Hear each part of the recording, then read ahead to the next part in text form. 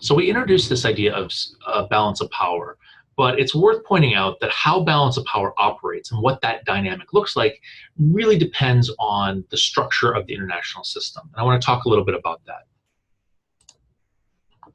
So when we talk about the structure of the international system, typically what we're talking about is the system polarity, the number of powerful states in the system. And so we could talk about polarity, or we could talk about the number of power poles, and that could be a single state that is very powerful and sort of influential. It might be an alliance of states acting together.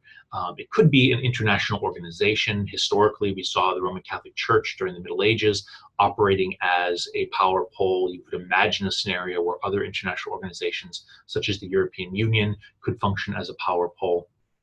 But the idea is that these are different actors, different power centers in the international system that are able to influence the system in significant ways and shape how it operates. And the number of these powerful actors is the most basic feature of the international system that really transforms how that system operates.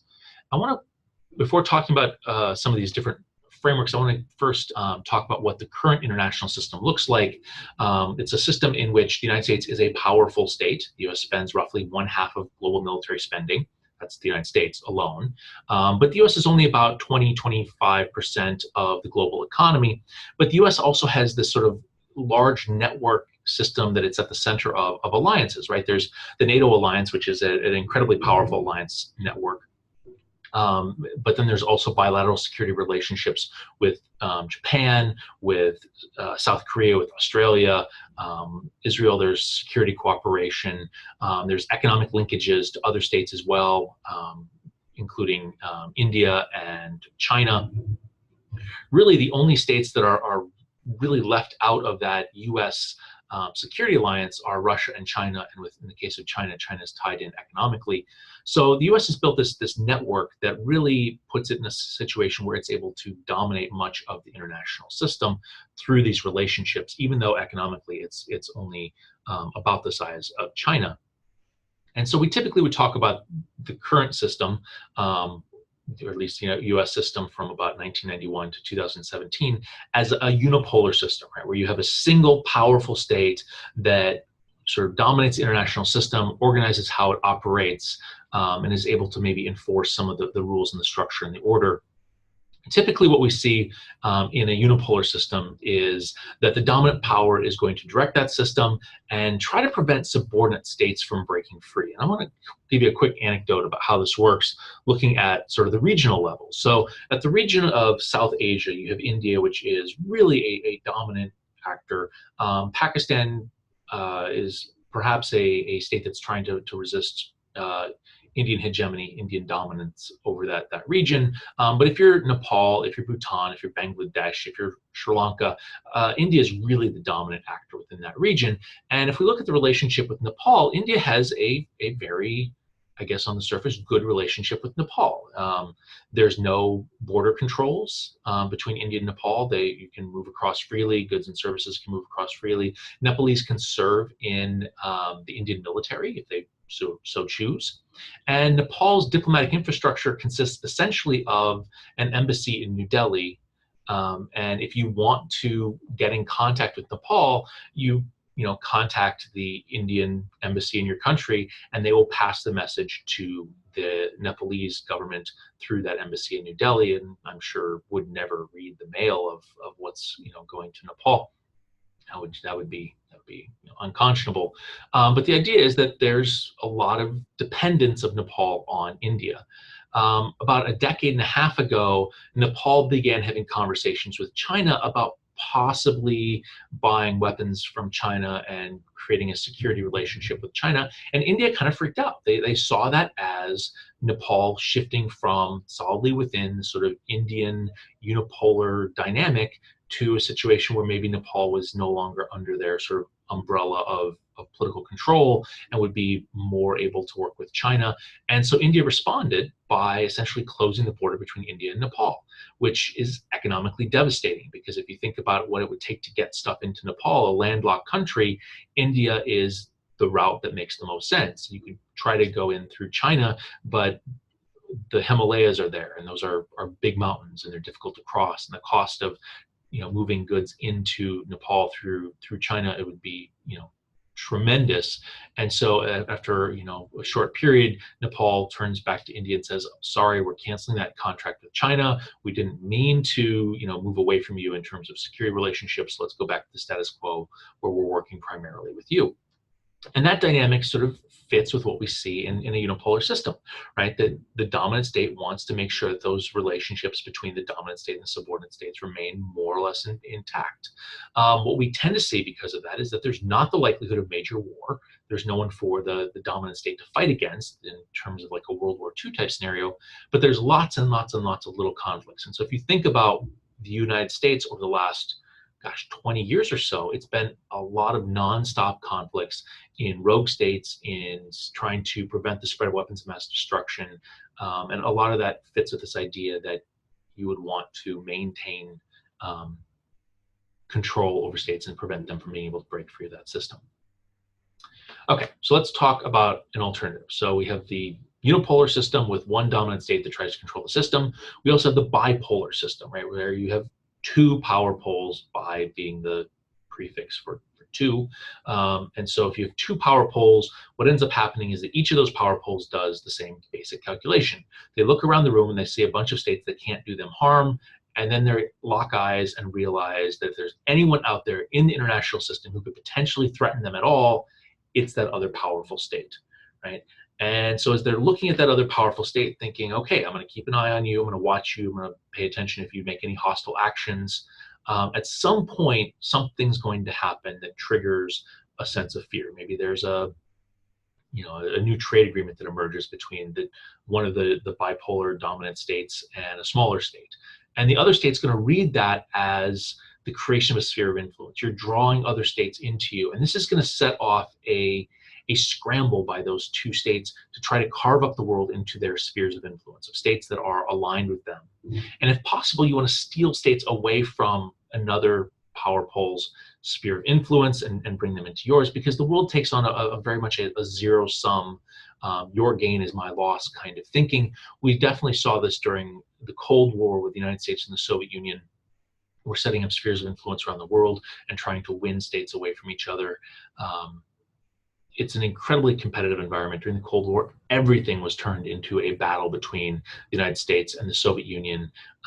Everything from the Olympics to space travel to Nobel Prizes in physics to what states in Africa or in Latin America or in Southeast Asia were favoring in terms of that Cold War race. And what bipolar what the bipolar system suggests is that wasn't really a function of capitalism versus communism or authoritarianism versus democracy. It was just a function of two powerful states worried about each other and trying to carve up the world as best they can to prevent the other state from gaining all the influence that would come from an expanded sphere of influence, right? And when we look at bipolar systems in the past, they've been really intensely competitive, right? So Rome and Carthage had a series of wars, the Punic Wars, in which Rome finally defeats Carthage and then, leaves it beaten. And then there's calls for Rome to go back and smash Carthage even further and, burn the cities to the ground and sow salt into the soil. Meanwhile, Hannibal's taking his elephants across, Spain into France, into, the Alps, and then down into the heart of the Roman Empire and savaging it for a decade. That's the kind of conflict you get in a bipolar system. The likelihood of a knockdown, drag out fight is huge because of that sense of intense competition of zero sum. If you're getting ahead, I'm falling behind. We didn't see that in the Cold War, thank goodness. Why we didn't see the Cold War turn into a hot war, into a shooting war, probably had a lot to do with nuclear weapons. That by about 1955, 1960, states realized that a confrontation between the United States and the Soviet Union would be cataclysmic. And both states took active steps to prevent the conflicts and the disagreements, and even that rivalry that they had of trying to win states away in terms of spheres of influence, to prevent that from escalating into a full-blown active military conflict between the two. Okay, so another structure that we see is the tripolar system, tri being the prefix for three, so three power poles, three powerful states in the international system. I would best describe this as sort of the middle school friends dynamic, right? Where you have three friends and you kind of whisper in, each of them, the ears of each of them that, maybe they don't like each other. I can't believe, Susie said that about you, to try to prevent them from joining together, to prevent them from becoming good friends and sort of excluding you. And so you want to keep yourself as sort of the person who has good relationships with both individuals, but keep them against each other, right? And that works really well. It makes a lot of sense, because if you are a powerful state, one of three in the international system, you're going to look around and you're going to realize that there are two potential states that could harm you. And nothing is more scary than those two states developing a good, friendly relationship with each other, because then those two states working together could demolish you. And so you want to make sure that they don't get along, but you get along well with them. And so you have this sort of dynamic of states trying to cultivate good relationships between other power poles, which means, sort of counterintuitively, that smaller states matter a heck of a lot less in a tripolar system. It doesn't really matter who wins the favor of Senegal in a tripolar system, because if you have powerful states that end up turning against one state, that's going to be the driving factor in the international system. Okay, so we tend to see tripolar systems as encouraging cooperation and potentially leaving smaller states alone. At least they're not as important for the balance of power. But it's also possible that a tripolar system could fall apart, right? And by that I mean that you have two states that end up aligning together and going after the third state. If you think about the history of World War II and the way World War II begins, you've got essentially three powerful blocs. You've got sort of the Western bloc, France, Britain, and the United States.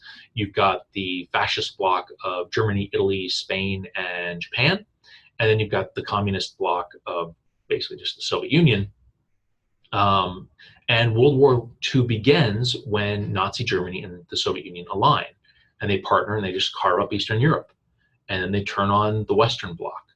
And World War II ends when the Western Bloc unites with the Communist Bloc, and they smash the Fascist Bloc, the Nazi Germany, Fascist Italy, Japan. So a lopsided system in a tripolar system can be really devastating. You can have really nasty confrontations between powerful states. Okay, and finally, we would have a multipolar system when you have multiple powerful states, lots of powerful actors. That seems to be where the international system is headed currently, where there's a variety of different actors that are able to influence the international system, and the relationships between them are much more fluid. They can shift around. It's that sort of balance of power dynamic that we talked about before, where everybody's worried about everybody else, and you're in sort of shifting alliances that try to remain roughly in equilibrium, so that no state gains sort of a dominant position, is in a position to take over the international system. We saw that in the 19th century. We are sort of on track and moving in that direction today. The good news is that the likelihood of a major war in a multipolar system is pretty unlikely.